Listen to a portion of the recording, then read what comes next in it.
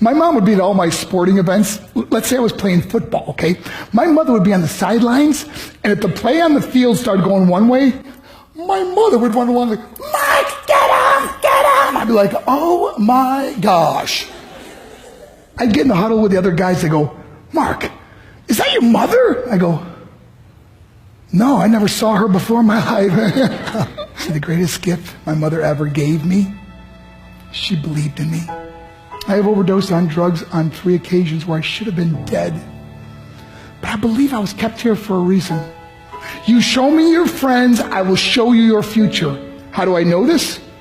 I hung out with losers, and I became the biggest loser of them all because I gave up everything I dreamt about as a little boy because of who I chose to surround myself with.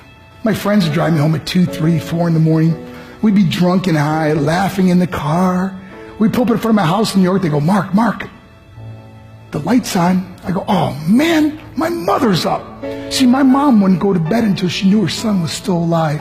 I'd walk in, she'd say, hi Mark, how was your night? I go, it's good, Mom, I'm just gonna go to bed. She goes, can I talk to you for a minute? I go, Mom, I'm tired, I'm just gonna go to bed. She goes, Mark, I haven't seen you all day and all night. Can I please talk to you? I said, man, just leave me alone. You bug me. I'd slam my bedroom door on the one person who believed in me.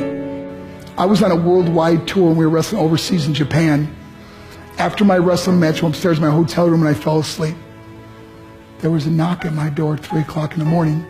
I got out of bed and I looked through the safety window and I could see it was a Japanese promoter. So I opened the door and he said, Mark, you need to call home. There's been an emergency. I went and got on the hotel room phone. I called back to the United States and said, hey, what's going on? I said, Mark, I don't know how to tell you this. I said, just tell me what happened. I suddenly started crying. They go, Mark, I can't tell you. I said, just say it. They said, Mark, your mother died. I just threw the phone down. I ran out of my hotel room. I took the elevator to the lobby, and when the doors opened up, I just ran out into the street. I mean, there was no cars, there was no people. It was 3 o'clock in the morning. And I walked down the middle of a street in Hiroshima, Japan, and I remember looking up and just saying, Mom, I am so sorry. I flew home for her funeral, and I was so nervous to walk up to her casket, so I just stood way in the back. And I kept looking from a distance, and I kept thinking to myself, Mom, please wake up. Please get up. And then I finally got the nerve to walk up to her. And as I got closer, I could see my mom for the first time. I mean, she was so beautiful. She was dressed in white. I mean, she looked like an angel. And I just stood over her and I said, Mom, you are my hero.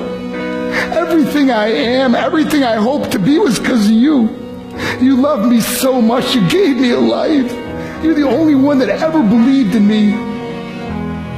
How did I repay her? By getting drunk? By getting high? By getting stupid? By hanging out with losers? For what? All she ever wanted to do was talk to me. I wish I could talk to you now, Mom.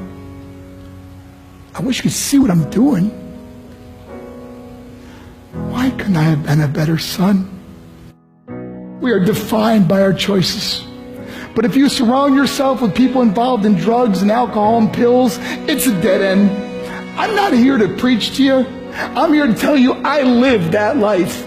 It leads to broken hearts, broken relationships, broken dreams, and death. For what? To get high? If you have a mother or a father, when you go home, tell them how much you love them. See, my whole life was about being rich and famous. I had to be a millionaire. I had to win the race. I had to win the race at the expense of my marriage, my family, my friends. For what? To be all alone in the world? I learned what is truly important, and that is how precious this gift of life is, and our families, and how quickly it can be taken away. See, I no longer live in time. I live in moments. See, it's not what's in your pocket that matters. It's what's in your heart that truly matters. Love Love is just a word until somebody comes along and gives it meaning. You're the meaning.